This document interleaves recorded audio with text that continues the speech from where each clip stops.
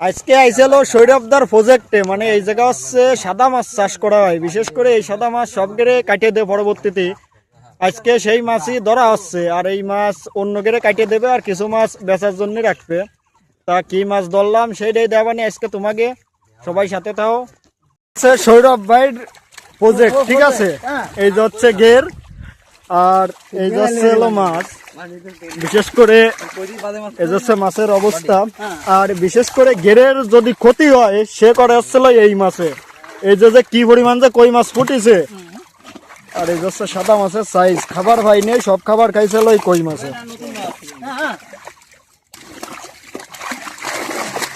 এ তো হচ্ছে আমাকে সেই রুই মাছ, কাতলা মাছ, মির্গে।